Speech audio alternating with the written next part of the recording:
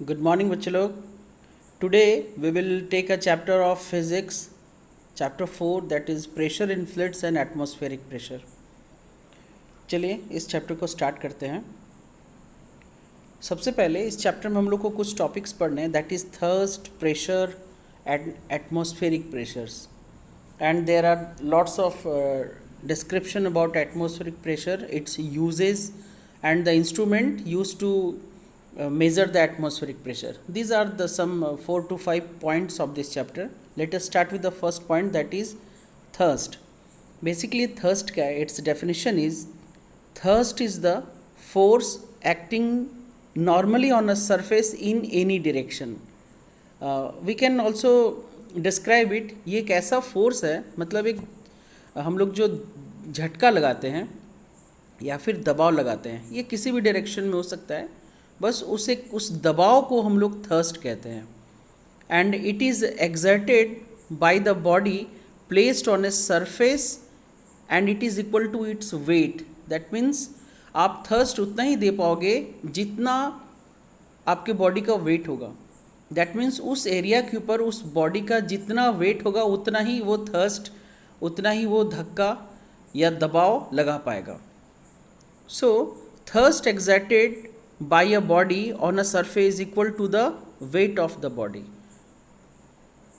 इसका SI unit है newton और सीजीएस सिस्टम में इसका यूनिट है डाइन।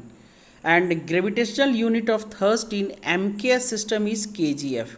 ये आप लोग को याद रखना होगा क्योंकि 1 kgf इक्वल टू 9.8 न्यूटन होता है and 1 gf equal to 980 dine.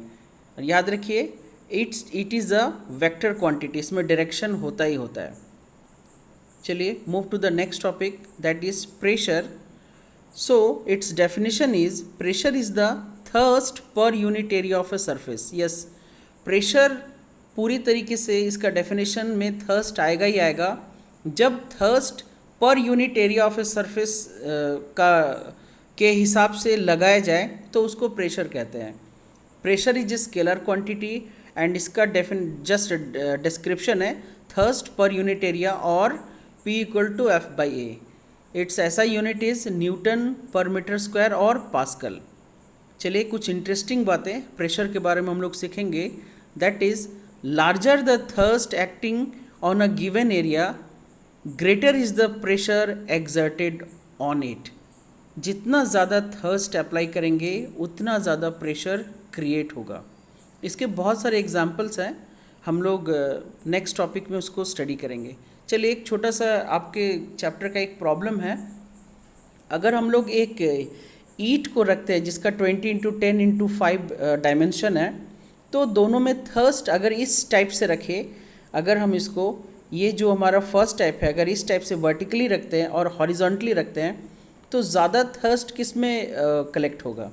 तो यहाँ पर इसका वेट है 4 kg, 4 kgf थर्स्ट है और प्रेशर इक्वल टू हम लोग जानते हैं thrust by area. That means ये इसका एरिया है, क्योंकि इस कंडीशन में इसका जो एरिया होगा ये दिस 10x5 होगा, इस कंडीशन में 10x5 50 एंड इस कंडीशन में क्या होगा 20 इंटू, ये हमारा लेंथ 20 है, ये हमारा ब्रेथ 5 है, तो 10 है, 20/10 इधर हमारा 20 है, 20/10 200 होगा।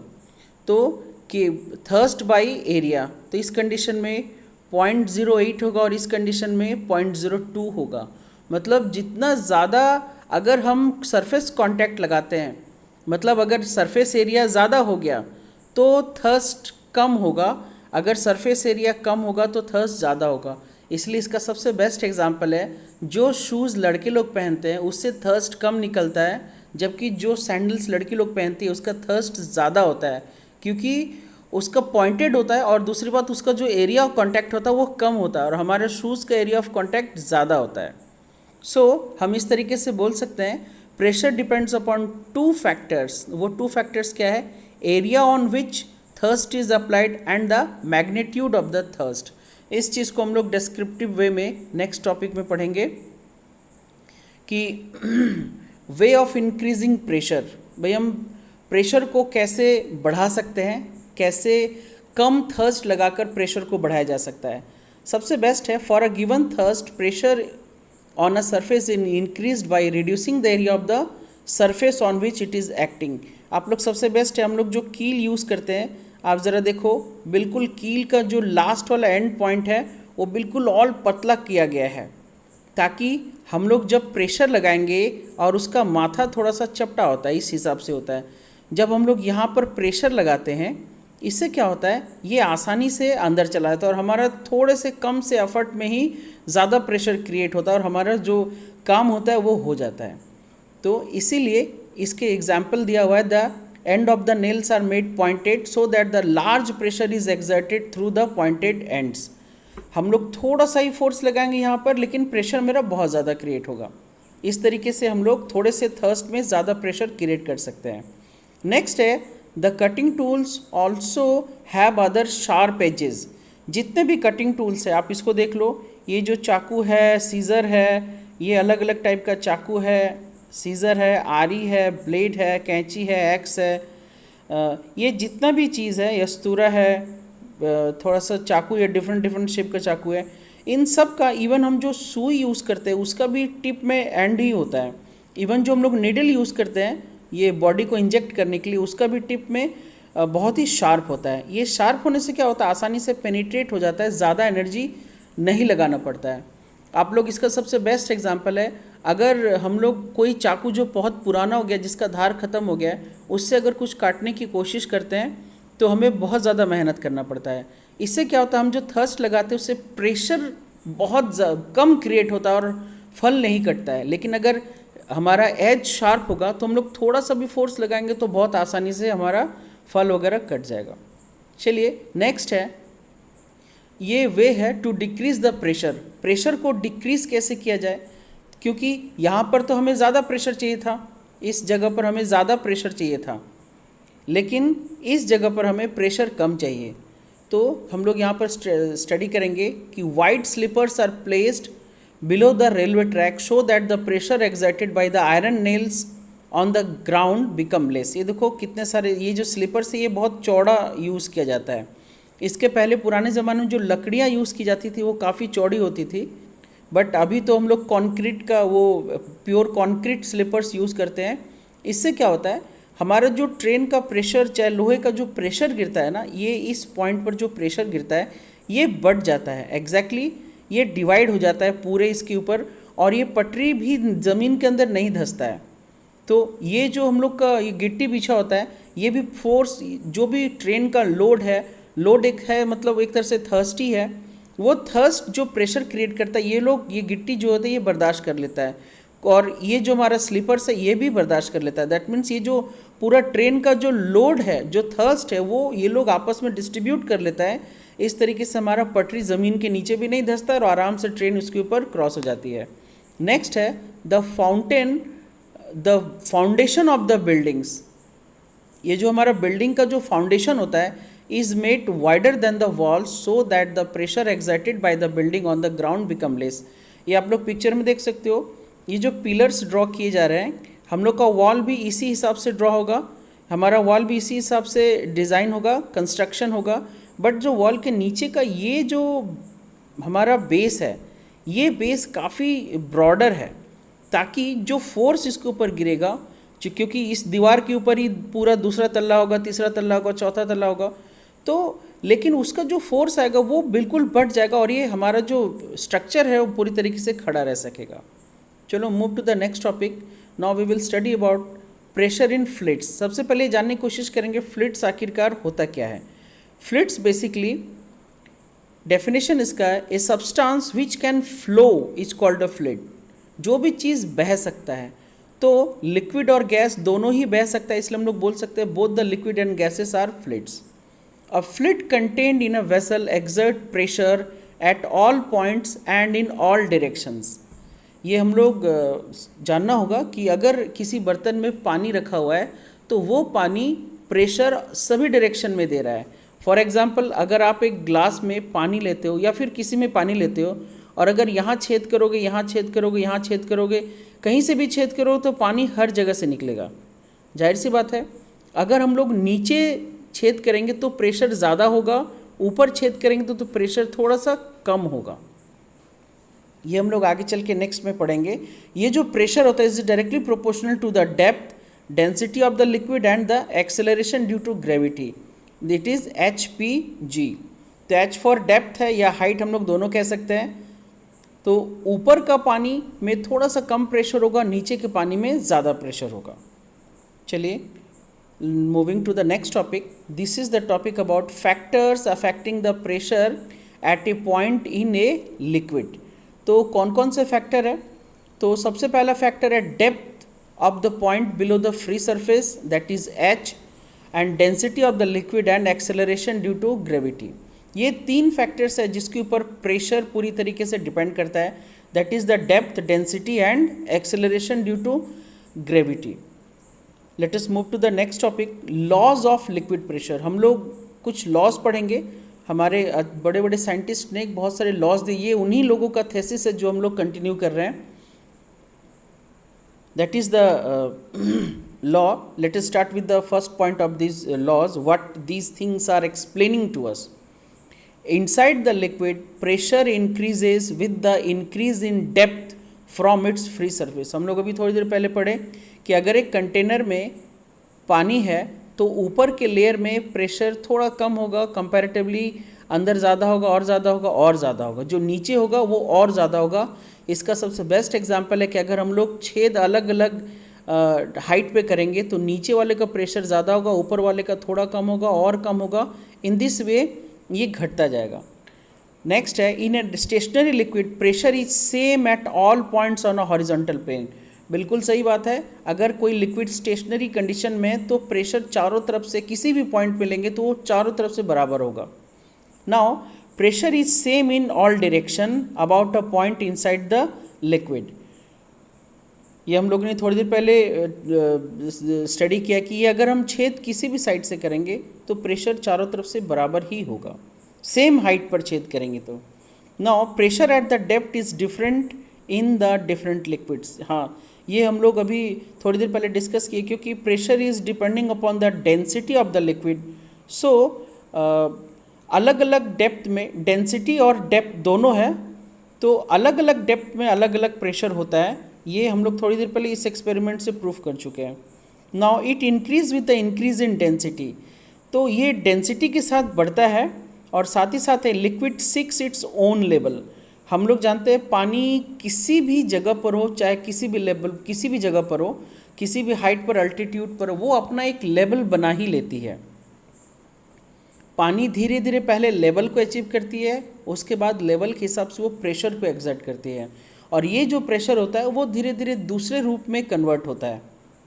चलिए let move to the next topic, that is consequences of liquid pressure. तो basically the pressure at a certain depth in sea water is more than at the same depth in river water. अगर river water और sea water में हम comparison करें और अगर depth बराबर हो तो सी वाटर का डेप्थ ज़्यादा होगा। रीज़न ये है क्योंकि सी वाटर का जो डेंसिटी होता है वो रिवर वाटर से ज़्यादा होता है। एंड अभी हम लोगों ने पढ़ा लास्ट टॉपिक में कि पानी का जो प्रेशर होता है वो डेप्थ पर भी डिपेंड करता है और साथ ही साथ डेप्थ के साथ साथ डेंसिटी पर भी डिपेंड करता है। ये डेंसिटी पर भी डिपेंड करता है और डेप्थ पर भी डिपेंड करता है। तो ये अभी हम लोगों ने उसी चीज़ को थोड़ी देर पहले पढ़ा। The pressure at a certain depth in sea water is more than that of the same depth in river water. इसीलिए रिवर वाटर के प्रेशर में और सी वाटर के प्रेशर में फ़र्क आ जाता है। सबसे पहला रीज़न होता है कि डेंसिटी अलग होता है, सी वाटर का डेंसिटी ज़्यादा होता है। Now the wall of the dam is made thicker at the bottom.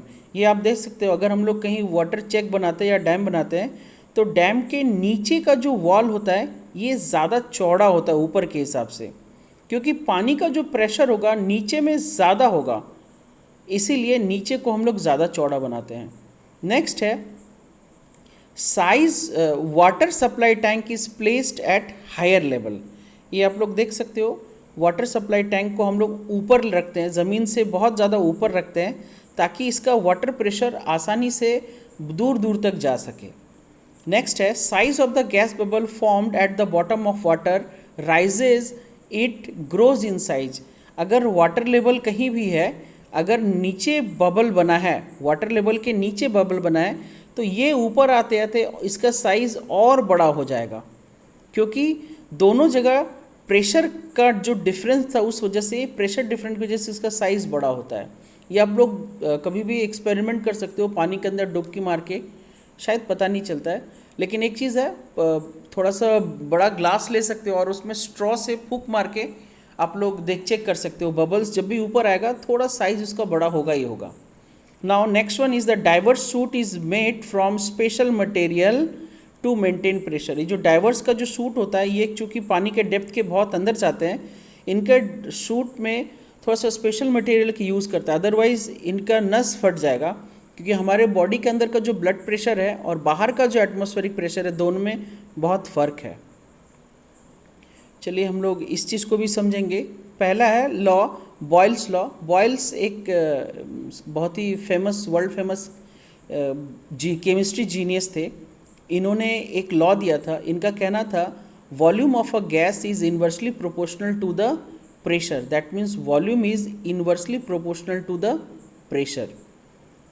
इनका ये लॉ था। साथ ही साथ एक पास्कल भी एक ग्रेट साइंटिस्ट थे, इन्होंने एक लॉ दिया था।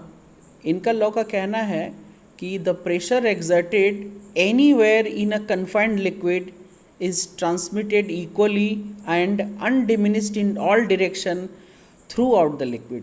पानी के अंदर जो प्रेशर होता है वो थ्रू आउट द लिक्विड पूरी तरीके से ट्रांसमिट इक्वली रहता है।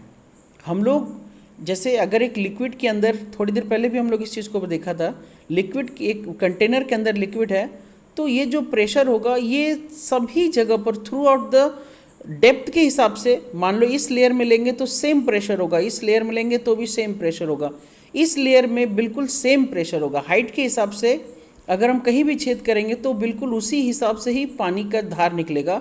सिर्फ फ़र्क होगा कि अगर हाइट ज़्यादा कम होगा तो इधर यहाँ का ज़्यादा होगा, यहाँ का कम होगा, यहाँ का और कम होगा। इन दिस वे अब एप्लीकेशन ऑफ पास्कल्स लॉ हम लोग देखेंगे। पास्कल्स लॉ का एप्लीकेशन क्या है? प्रिंसिपल ऑफ हाइड्रोलिक मशीन, ये पास्कल्स लॉ का इस्तेमाल हाइड्रोलिक मशीन्स में यूज़ किया गया है। Force is applied on the smaller piston is transmitted to the produce of a large force on the bigger piston. इनका कहना था, जस्ट अभी हम लोग थोड़ी देर पहले इनका लॉ पढ़े थे क्या, कि अगर हम लोग प्रेशर एग्जर्ट कहीं भी करते हैं वो प्रेशर इक्वली ट्रांसमिटेड होता है इन ऑल डायरेक्शन। इसको आप लोग इस तीनों से समझ सकते हो, ये तीनों पिक्चर से। ये एक जैक लिया गया है, यहाँ पर ज़रा देखना, यहाँ कंटेनर का साइज़ ज़्यादा है ऑयल का, यहाँ पर ऑयल का साइज़ कम। यहाँ पर ऑयल लिया गया है, वाटर नहीं लिया गया है, क्योंकि ऑयल में ज़्यादा प्रेशर होता है, क्योंकि इसकी डेंसिटी ज़्यादा होती है। यहाँ पर जब इस हाइड्रोलिक हैंडल से जब हम लोग इसको दबाते हैं तो ये प्रेशर इधर एक देता है और ये प्रेशर फिर इधर देता है। इससे हम लोग एक कार वगैरह को आराम से लिफ्ट कर सकते हैं। तो देखो यहाँ पर कम एरिया भी कम है, लेकिन जो प्रेशर यहाँ दिया जा रहा है वो प्रेशर एग्जैक्टली इस जगह तक पहुँच के आराम से कार को लिफ्ट कर दे रहा है। इनका बिल्कुल यही कहना था कि हम लोग वेट अगर कोई दे रहे हैं, यहाँ पर लिक्विड कम ही है मगर किस एक खास पैसेज बनाकर हम लोग पास कर रहे हैं, तो इस जगह पर ये वाला पिस्टन ऑटोमेटिकली ऊपर आएगा। जितना वेट हम यहाँ पर देंगे, जितना प्रेशर यहाँ देंगे, ये उतना ही ऊपर जाएगा। और इसी बेसिस पर ये हाइड्रोलिक ब्रेक्स बनाए गए थे कि यहाँ पर हम लोग फोर्स देंगे, ये फोर्स देने के बाद ये दबेगा, ये ऊपर उठेगा। ये ऊपर उठने से ये जो ब्रेक होता है इसके ऊपर खिंचाव पड़ेगा और अल्टीमेटली हमारा जो भी मूविंग ऑब्जेक्ट है व्हील का, उसका स्पीड धीरे धीरे धीरे कम हो जाएगा। इस तरीके से पास्कल्स लॉ को यूज़ किया गया था हाइड्रोलिक प्रेस में, हाइड्रोलिक जैक में और हाइड्रोलिक ब्रेक्स में। आज भी हम लोग गाड़ी का चक्का उठाने के लिए जो मिस्त्री लोग के पास जाते हैं, उनका जो हैंडल टाइप का होता है, एक जैक इस टाइप का होता है, उनका बेसिकली ऐसे बना रहता है और एक हैंडल रहता है यहाँ पर। ये हैंडल को ऊपर नीचे करते रहते हैं तो ऑटोमेटिकली इनका ये जैक ऊपर उठता रहता है और हम लोग का कार वगैरह आराम से ऊपर लिफ्ट हो जाता है। चलिए नेक्स्ट टॉपिक में आते हैं, that is atmospheric pressure and its measurement. तो एटमॉस्फेरिक प्रेशर और इस मेजरमेंट में सबसे पहला पॉइंट है, earth is surrounded by air up to a height of 300 kilometre from its surface. ये आपके ज्योग्राफी में भी आता है कि अलग अलग लेयर्स में बटा होता है, troposphere, stratosphere, mesosphere, like that. लेकिन हम लोग जानते हैं अर्थ 300 किलोमीटर्स तक है।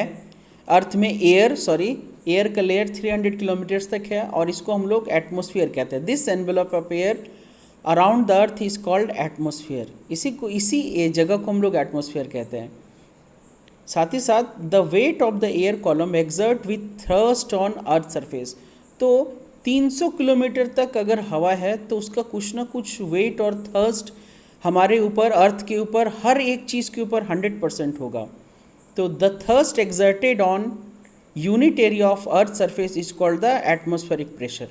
ये जो प्रेशर हवा की ओर से हमारे अर्थ के ऊपर दबाव बन रहा है, इसी चीज़ को हम लोग एटमॉस्फेरिक प्रेशर कहते हैं। And atmosphere exerts a total thrust of about 2 × 10⁵ newton on our body. सोच लीजिए इतना हेवी लोड हम लोग एवरी टाइम लेके चलते हैं, लेकिन we are not aware of this enormous thrust because the pressure of our blood, क्योंकि हमारा जो ब्लड का प्रेशर होता है इससे थोड़ा ज़्यादा होता है, इसलिए हम लोग को ये फील नहीं होता है। और चूँकि ये हर जगह से हमारे बॉडी के ऊपर लगता है, ऊपर नीचे ईस्ट वेस्ट हर एक साइड से लगता है। साथ ही साथ our blood pressure is slightly more than that. So when we are at higher altitude, there is atmospheric pressure becomes less and bleeding of nose may occur due to excess blood pressure।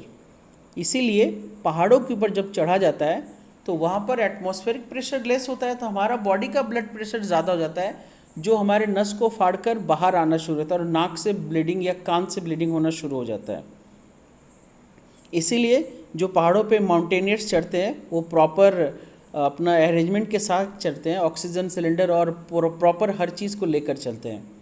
चलिए some examples of atmospheric pressure हम लोग देखेंगे हमारे आसपास से। एक है कि कोलैप्सिंग ऑफ टीन एक्सपेरिमेंट। ये बहुत सारे बच्चे लोग कर सकते हैं कि एक टीन में पानी भर लो और उसको गर्म करो, गर्म करने के बाद उसके ऊपर ठंडा पानी डालो और देखना टीन का शेप ऑटोमेटिकली चेंज हो जाएगा। इससे क्या होगा, गर्म करते करते वक्त टीन के अंदर का प्रेशर ज़्यादा हो जाता है और जैसे ही ठंडा पानी हम लोग डालते हैं इसके बाहर का प्रेशर कम हो जाता है। तो अंदर का प्रेशर जो ज़्यादा था बाहर के प्रेशर के हिसाब से अपने आप को लेबल करने के लिए टीन का पूरा का शेप चेंज हो जाता है। सेकंड है sucking of drink with straw. ये जो हम लोग स्ट्रॉ लगाकर पानी पीते हैं, ये बिल्कुल जब तक प्रेशर में डिफरेंस नहीं आएगा, हम लोग प्रेशर में डिफरेंस बनाते हैं तभी स्ट्रॉ से पानी हमारे मुंह के अंदर आता है। नेक्स्ट वन है filling up of ink in a fountain pen. आप लोग बहुत पहले फाउंटेन पेन में इंक भरते थे, जो यहाँ पर एक इस टाइप का एक ड्रॉपर होता है, उसको दबाते हैं तो अंदर का प्रेशर कम हो जाता है। जैसे ही छोड़ते हैं इंक का जितना ये इंक होता है इस बॉटल में, वो ऑटोमेटिकली उसके अंदर चला जाता है। दबाने के बाद एक वैक्यूम टाइप का क्रिएट होता है। साथ ही साथ ये रबर वाला आप लोगों ने देखा होगा, ये एक्शन ऑफ रबर सकर्स, ये बहुत ही इंपॉर्टेंट है। माउंटेनियर्स लोग इसको यूज़ करते हैं या फिर हमारे घर में भी बहुत बार भी यूज़ होता है, खासकर टाइल्स वगैरह बैठाते समय, क्योंकि इसमें इतना प्रेशर एग्जर्ट होता है कि ये बहुत सारे चीज़ों को लिफ्ट कर सकता है। नेक्स्ट है taking oil from the sealed tin can by making 2 holes. हम लोग अगर नॉर्मली किसी माने पैक डब्बे से या पैक टीन से तेल निकालने की कोशिश करते हैं तो एक होल से निकालने से तेल सही ढंग से नहीं निकलता है। हम लोग को दूसरा होल भी उसमें बनाना होता है ताकि आराम से तेल बाहर निकल सके। एंड एक और लास्ट है, हम लोग जो सिरिंज में पानी भरते हैं या कुछ भी भरते हैं, तो चूँकि सिरिंज के अंदर क्या होता है, ऐसा होता है सिरिंज, इसके अंदर एक पिस्टन होता है, ये कनेक्टेड होता है हमारे बाहर एक गोल रबर टाइप से खींचने वाले से। जब हम लोग इसको खींचते हैं तो सिरिंज के अंदर एक प्रेशर क्रिएट होता है जो बाहर के प्रेशर से कम हो जाता है, इसलिए आराम से जो भी हम लिक्विड खींचते हैं इसके अंदर से, ये आराम से इसके अंदर घुस जाता है। लाइक दैट ये प्रेशर डिफरेंस होता है, तभी ये सब कुछ हो पाता है। तो चलिए मूव करते हैं next topic of this chapter, that is measurement of atmospheric pressure by using barometer. तो हम लोग सभी को जानते हैं कि barometer is an instrument which is used to measure the atmospheric pressure. So there are 3 types of barometer. Basically one is simple barometer, 14 barometer and aneroid barometer. तीनों के बारे में स्टडी करना होगा, ये आपके चैप्टर का ही सिलेबस है। चलिए सिंपल बैरोमीटर के बारे में जानेंगे। It is founded by Torricelli in 1643 and it is used to measure the atmospheric pressure and first time he was using mercury. इन्होंने मरकरी को यूज़ किया था। इस तरीके से आपको देख सकते हो अरेंजमेंट कैसा बना हुआ है। सब ग्लास का एक लिया गया है, एक वेसल लिया गया है, उसमें ऑपोजिट ट्यूब डाला गया, वैक्यूम ट्यूब डाला गया, इसमें मरकरी है। जैसे ही वैक्यूम क्रिएट होता है ऑटोमेटिकली ये मरकरी का लेवल ऊपर जाता है। इससे हम लोग एटमॉस्फेरिक प्रेशर को मेज़र कर सकते हैं। बट इस चीज़ के कुछ डीमेरिट्स थे। तो वो डीमेरिट्स क्या थे कि सिंपल बैरोमीटर का कि no protection for the glass tube, और सेकंड है ट्रफ इज़ केप्ट ओपन। ये जो खुला रहता है इससे क्या होता है, इसमें गंदगी डस्ट वगैरह गिर सकता है, मरकरी गंदा हो सकता है एंड इससे क्या होगा, रीडिंग ख़राब हो सकता है। नेक्स्ट है it is very difficult to move from one place to another, चूँकि इसका अरेंजमेंट बहुत ही कॉम्प्लिकेटेड होता है। And a scale can not be fix with the tube. ये जो हम लोग मार्किंग करेंगे 0 लेवल या कितना लेवल हुआ, वो मार्किंग इसमें फिक्स नहीं हो सकता है। तो ये देखा जाए तो this was the base for any other barometer in this world. But ये जो पहला बैरोमीटर टॉरिसेली ने बनाया था ये बेस था। लोगों को इसी को देख के, इसी को समझने के बाद दूसरे साइंटिस्ट को आइडिया मिला। तो फर्स्ट टाइम उन्होंने मरकरी यूज़ किया था। तो there is a question, what are the advantage of using mercury in a barometric liquid. So first thing is that mercury का जो डेंसिटी होता है वो बहुत ज़्यादा होता है अदर लिक्विड से, ठीक है। It is 13.6 into 10⁻³ kg metre minus cube. Next है so only 0.76 height of mercury column is needed to balance the normal atmospheric pressure. तो मरकरी का बहुत कम, थोड़ा सा स्लाइट मूवमेंट ही एटमॉस्फेरिक प्रेशर को बैलेंस कर सकता है, इसीलिए इसको यूज़ करते हैं। साथ ही साथ vapour pressure of mercury is negligible. Mercury का वेपर प्रेशर बिल्कुल नेग्लिजिबल है क्योंकि वो वेपर में कन्वर्ट ना के बराबर करता है। नेक्स्ट है mercury neither wets nor sticks to the wall of the glass tube. इसका मतलब है मरकरी का जो अपना विस्कोसिटी है, जिसको हम लोग बोल सकते हैं एडेसिव एंड कोहेसिव पावर, उसका कोहेसिव पावर इतना ज़्यादा स्ट्रॉन्ग है, कोहेसिव फोर्स इतना ज़्यादा स्ट्रॉन्ग है कि वो ग्लास के साथ चिपकता नहीं है, वो अपने अंदर में ही सिमटा रहता है। And mercury is shiny and opaque which gives the better reading, इसलिए हम लोग मरकरी का यूज़ करते हैं। इसके बाद एक और साइंटिस्ट ने 14 बैरोमीटर बनाया जो इसी के आधार पर था, बट इससे एडवांस था। इसमें क्या था, it is the modified form of simple barometer. It also measures the atmospheric pressure. It also use mercury. It has to be adjusted before any reading. यहाँ पर क्या था कि ये एक बार रीडिंग अगर ले लेते तो ये स्क्रू को खोल के वापस मरकरी को नीचे लाकर एडजस्ट करना होता था। फिर नेक्स्ट टाइम इसको कहीं भी आप यूज़ कर सकते हैं, फिर इसको दूसरे जगह ले जाकर जैसे ही एडजस्ट करेंगे नेक्स्ट टाइम ये फिर से एटमॉस्फेरिक प्रेशर को बता सकता है, बट एवरी टाइम इसको एडजस्ट करना होता है। इसके बाद इसी के आधार पर थोड़ा सा और एडवांस बैरोमीटर बनाया गया, that was called as android barometer. इसमें क्या था, फर्स्ट टाइम कोई लिक्विड नहीं था, it is light and portable. ये बहुत ही लाइट एंड पोर्टेबल होता है। अभी तक तो इस तरीके से यूज़ किया गया है, नेक्स्ट टाइम अब तो सीधा डायल गेज यूज़ करते हैं, जो बताने के लिए बिल्कुल घड़ी का जैसा डायल होता है ना, बिल्कुल वो डायल गेज यूज़ होता है अब तो। अगर आप लोग नेट पर सर्च करोगे तो आपको दिखेगा, डायल वाला ही दिखेगा एंड्रॉयड बैरोमीटर में। तो इसमें क्या था, it can be calibrated to read directly the atmospheric pressure and it needs no prior adjustment. इसमें फॉर्टेन की तरह कोई एडजस्टमेंट करने की ज़रूरत ही नहीं थी। ये जो डायफ्राम है ये ऑटोमेटिकली जैसे हम लोग जगह चेंज करते हैं तो एटमॉस्फेरिक प्रेशर बदलता है, ऑटोमेटिकली डायफ्राम में सर्टेन मूवमेंट्स होते हैं। ये प्रेशर उसके ऊपर एग्जर्ट करता है और जितना एग्जर्ट करेगा ऑटोमेटिकली ये निडल से कनेक्टेड है, ये उस हिसाब से रीडिंग देता रहेगा। तो ये भी बहुत ही कन्वीनियंट था यूज़ करने के लिए। तो just last point of this chapter, it's use क्या है। तो बेसिकली इसका यूज़ हम लोग करते हैं to measure the atmospheric pressure for weather forecasting and as an altimeter to measure the height. तो इस चैप्टर का इतना ही टॉपिक है इस चैप्टर में। जो हमने आज क्लियर कर लिया। आशा करता हूँ आप लोग को पसंद आया होगा। सो अगर पसंद आए तो लाइक और सब्सक्राइब ज़रूर कर दीजिएगा, और फिर मुझे सजेशन भी ज़रूर दीजिएगा कि और बेहतर से कैसे किया जा सकता है, या फिर आप और कौन से टॉपिक है जिसके ऊपर आप जानना चाहते हैं। So students, thank you for this class. जय हिंद।